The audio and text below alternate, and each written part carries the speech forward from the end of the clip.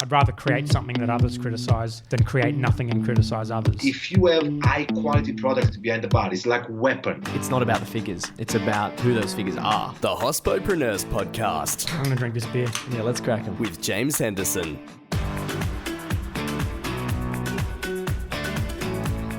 Hello and welcome to episode 15 of the Hospopreneurs Podcast. Our time with Alex Boon explored everything from his creative process and competition experiences to mentorship and industry resources. We keep things short and sweet today, so here's Boonie delivered straight to you. Cheers. Hello and welcome to the show, Boonie. Great to be here. Thanks for having me. No worries at all, man. No worries. So, if you listened to the show before, the first question I like to ask is, have you got any crazy hospitality stories? Too many. Too many. Most of them I can't say for legal reasons. But Yes. look, I think every night's a little bit different for us in behind the bar. There's always something that you see or hear about. So the stories are just endless. Yeah. So what about something funny you've seen a patron do? Something funny, weird, interesting, just downright strange. I've seen a lot of weird hookups. Yeah. I think that's probably the extent of it. I think alcohol definitely puts some blinders on people. Totally. And totally. there'll definitely be some regrets the next day, that's for sure. Dude, so what's your background? I mean, like, before hospitality, what were you doing? So I used to work in kitchens. So Yeah. I was an apprentice chef for about 2 years. And then I got sick of the money from doing that because it pays absolutely horribly. So I dropped out of that and just started cooking for about 3 years. And then one day I just found myself behind a bar and, kind of fell in love with it. And, there's a lot of passion and creativity that comes with that. That also was the same in working in kitchens. Mm-hmm. But I think the biggest part was you actually got to kind of talk to the customer and, gauge what they wanted. And there's a little bit more, social, I think. Yeah. Compared to when you work in a kitchen, you're stuck in a room full of, 3 or 4 people and you don't really see much outside of that for 12 hours. So, yeah. Well, what drew you to hospitality? Were you always I think to cooking? I think I was always drawn to hospitality even back in school. It's one of those things, I think, you try to search for what you want to do when you finish your studies. And a lot of people kind of pick university, and hospitality just falls into what you do while you're getting a degree. But for me, I think it was more about the fact that, I love people. I love being, in that sense, but the center of attention most of the time. Like, I think any good bartender is, an extrovert in many ways. So yeah, something about that really drew me to it. And I guess creating something for somebody that you can then see them enjoy was always a big thrill for me as well. Yeah, I think about it as performing. So when you're behind the bar, you are performing. Yeah. No, 100%. And, I think anyone can make a drink for themselves, but a lot of people come to a bar for the show, and to have someone entertain them. So it's definitely a massive part of what we do. I love it. So what's kept you then in the industry? Is it that creative aspect that you've talked about there? Yeah, I guess it's drive, and there's definitely a lot of passion in it as well. There's definitely been points where I've gone, maybe I should move on. Should I think about doing something else? But I guess there's always been something that's kind of kept me behind the bar, kept me doing what I'm doing. Not sure what that is. And, who knows what that is. This, blind stupidity maybe. Love it. I'm kind of glad it's been that way, because I do really enjoy what I've done for the past almost 8 years now. Yeah, I want to talk a little bit more about that. Yeah. So you've done a lot of competitions. Yeah, right? A fair few. Yeah. Have you won any? Yeah, so I won the Woodford Reserve Manhattan experience last year, at the end of last year. That took me over to Kentucky and New York, which was amazing. It was a great experience. So what do they actually do when you win that? What do they do? So we went over and we got to see the Woodford Reserve Distillery in Kentucky. And then more than anything, it was just about going out and seeing some amazing bars and just having a great experience over in the United States. And off to New York as well, and got to drink at some of the best bars in the world. So it's definitely an amazing experience. An awesome prize. A great prize. And we've talked a bit about competitions throughout the show in previous episodes. Yeah. Like, so with Pez, I think we talked about with Jonty, Cam, obviously with Cam coming second in the world. Diplomatica. Yeah, amazing. Crazy. But so I want to open that a little bit more and sort of show people about competitions and what's available out there. Yeah. Tell us a bit about what you hosted at the Gresham. Oh, okay. So that's the Greenhorn competition. Yeah. So it's kind of a play on a competition that happened back almost 8 years ago called Liquid Art. So this was a competition for young aspiring bartenders to kind of hone their skills on both presenting and making cocktails in front of crowds that were a little bit, supportive. It's all about support and, about kind of building these younger bartenders up to be, all they can be. And I think it's absolutely amazing what they've done in the respect that they can kind of turn up, make a drink. They don't have to talk. They can talk if they want to, but everyone's very supportive.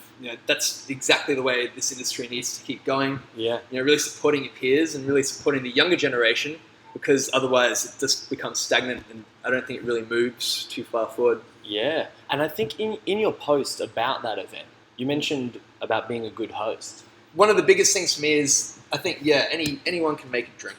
And anyone can be taught a recipe, anyone can be taught how to shake and stir, but to learn how to effectively control a room full of people and make all their nights amazing is something that I don't think you can really teach that easily. Like to control sound, to control light, to make sure everyone's had water, or if people that aren't enjoying their night, you kind of looking after them a little bit more. That's a really, really hard skill to master, and I think it's one that a lot of people kind of throw to the wayside over, if I can make a really good drink, that must mean I'm a really good bartender. Not at all true. It's not. I think being a good host makes you a good bartender, and that's what I was trying to express to all the kids that entered Greenhorn. It's like, you all made amazing drinks, fantastic, they were great. The next thing I think you should all be working on is like, how do I develop my skills in controlling a room and controlling the atmosphere? How can someone develop those skills? Man, it's about having a mentor, I think. Like, that's definitely one of the biggest parts. Finding somebody that's already kind of honed those skills and learning off them, asking the right questions, but also asking yourself the right questions when you walk into a bar. It's like, how is the lighting? How is the temperature? What kind of music are they playing? Are people comfortable? And I think after a while it can kind of wreck bars for you, because you walk into any old room, you'll start looking around for faults or things that you could do better. But I think that's really important if you want to create this as a job and a livelihood. You should be thinking about those things. And where did you learn from? So I had a few different mentors throughout my time. One of my biggest mentors was a man named Gerald. I worked with him back in X&Y when I first started bartending, properly bartending, and wanting to learn how to make cocktails. And he was kind of the one that taught me a lot of these different secrets, and also how to make a really good drink and how to make someone's night really special. But then after that, every bar you go to, you have somebody else that you can learn off. You kind of take different skills from a lot of different people. So I wouldn't say there's just one mentor. There's definitely a lot of people that I've learned a lot of different singular skills off. And that seems to be a common theme or a common thread amongst people in the industry as well, is that they take bits and pieces from everywhere they go. Yeah, you take 100%. It with you. Yeah, you definitely everywhere you work, you should probably learn something from whoever's there, or from the bar in general. So I think that's very important. What are you learning about now? It's keeping yourself motivated, because I think when you hit a point where you start going stagnant, that's when you've got to start finding the next big thing to keep yourself uncomfortable again. I love it. You have to become uncomfortable. You have to be, and you have to be nervous. You have to be scared, because that's what kind of pushes you forward, and that's the exciting part about it. Yeah. So look, every time I do feel like a little bit stagnant, I try and find or give myself a little goal to kind of work towards, whether that be a cocktail competition or creating new drinks. But most of the time it comes down to just constantly reading different books and constantly trying to refresh myself in what I've been doing the last 8 years. So what is it that you are reading? At the moment, The Drunken Botanist. It's actually a really good book. So Amy Stewart wrote it, and it's all about different plants, fauna that are beneficial towards drinks and how they taste and how you can utilize them in cocktails. So that's quite interesting. Yeah.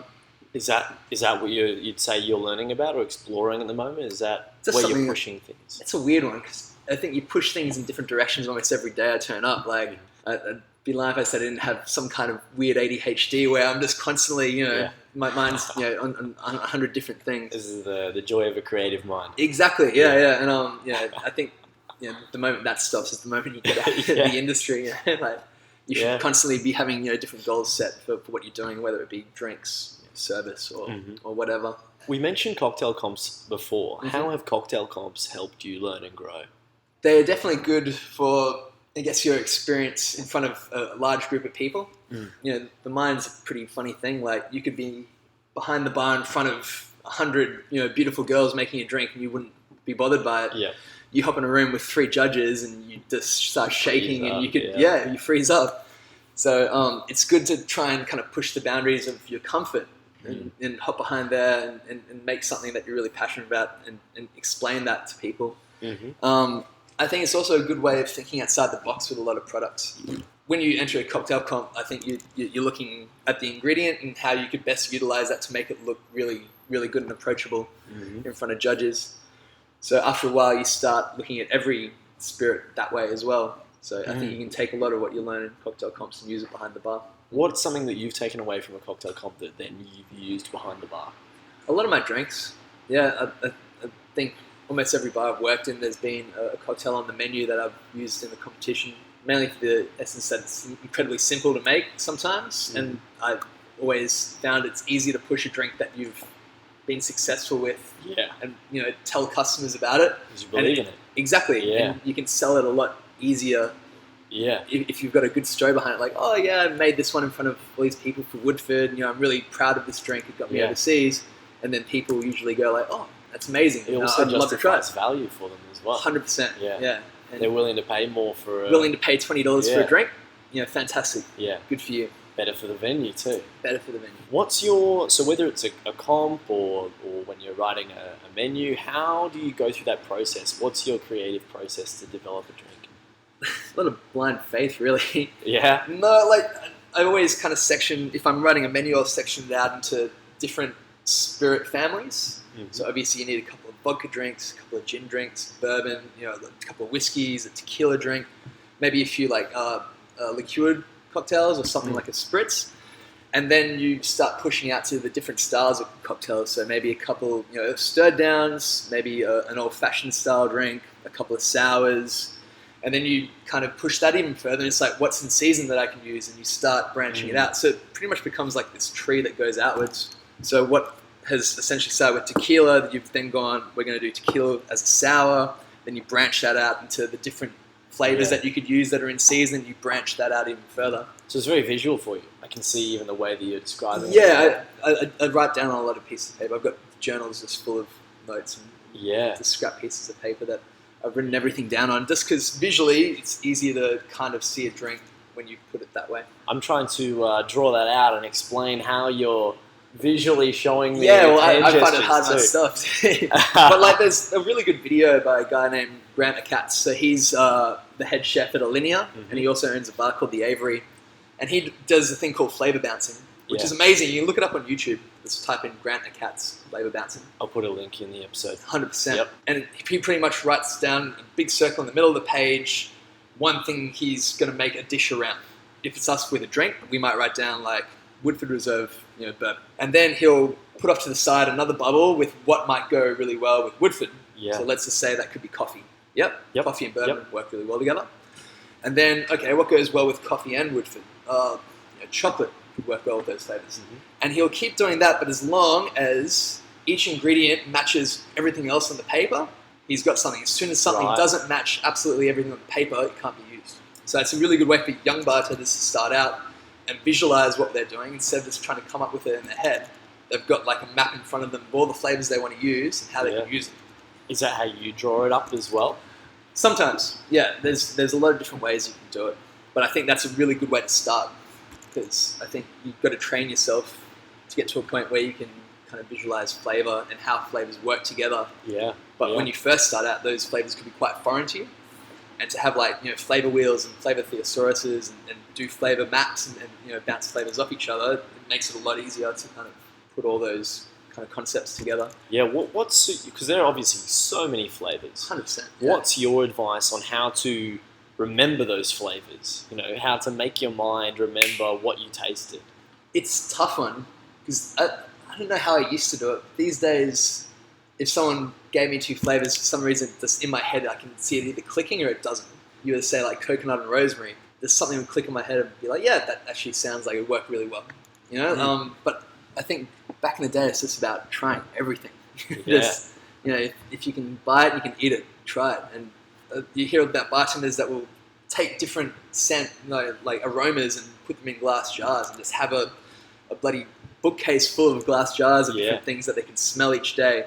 To kind of constantly, familiarize themselves with these scents. So there's different ways you can approach it, really. And how long does it take to remember those scents as well? Do you know? I think it's just about training. It's training your brain. So I think everyone's going to be a little bit different. But I think it's that olfactory sense too. Just like takes you right back too. Exactly. It's crazy. Yeah. The brain's a funny thing. Oh, and it's so powerful. The power that we have between touch, smell, and feel that can transport us back to like a memory is just out of control. So if you can really play on that, you can make some amazing drinks. So where do you draw your inspiration from? All over the shop. Like it could be absolutely anything. Like there's no real rule when it comes to that. Creativity. There's no rules, and that's pretty exciting, isn't it? So it could be anything. It could be a story. It could be something that you had back when you were a kid. It could be something that you've never had before. It could be a made up story. I don't think as soon as you limit yourself with rules to that kind of part of making drinks, you're just limiting yourself to what you can actually create. Yeah. So, do you have another creative outlet, or is this your I main? play music. Yeah. I do art. Pretty much anything that kind of stimulates me in any kind of creative way, I'll try and do. Yeah. Because it's very important to keep you thinking laterally. Yeah. Obviously, to be able to connect. I find creative thinking is so powerful, to be able to just connect things that would seemingly be totally unconnected. Yeah. And then you're like, whoa, shit, you connect something, and then you have to explain to other people how you got to that. You're like, they're connected. And they're connected, they look at you like you're a crazy person. Yeah, you're like, let me step you through it. Okay, this you go. Maybe I'm not on the same level. Sometimes. I want to ask you, so we talked a little bit about resources and mentors. What's been your number one resource on your journey? Definitely having other friends in the industry, and I think bouncing ideas off everybody else that you work with or you have worked with. Having good friends in bars as well really helps. Yeah. Because I think you see some of the stuff they do, and they see some of the stuff you do, and you kind of help each other grow. And I don't think I'd be anywhere if I hadn't worked with some of the bartenders I'd worked with, because you watch them and you watch the way they create drinks, and you adopt a little bit of that off them as well. I guess that goes back to having a mentor, like just having people that you kind of respect, and you respect what they do and how they do it. It came up a little bit. It's come up a few times, and the common theme is that mentors aren't going to spoon feed you. Right? 100%. You've got to draw the information out of them. I think the worst thing you can do is come up and ask for a correct answer of somebody, because that's not what I'm there to do. I'm not there to give you the answer. I think as a protege or whatever you want to call them, you got to go away and you got to do your study, and you got to kind of come up with the right questions and come back, and then we can point you in the right direction. Because I don't think it's about just spoon feeding people drinks. Like someone comes up, I want to enter this competition. Can you just make my drink for me and get me through? No, like you got to do it yourself, and then we will give you the right kind of asset and way to go about that cocktail. Yeah. So how do you add value for someone that you want to learn from that you don't have any connection with? Well, this is a tough thing, isn't it? Like, I think if anyone came up to me like that worked in this industry and asked me a question, I'd be happy to answer. I'd be happy to sit down with them and give them advice.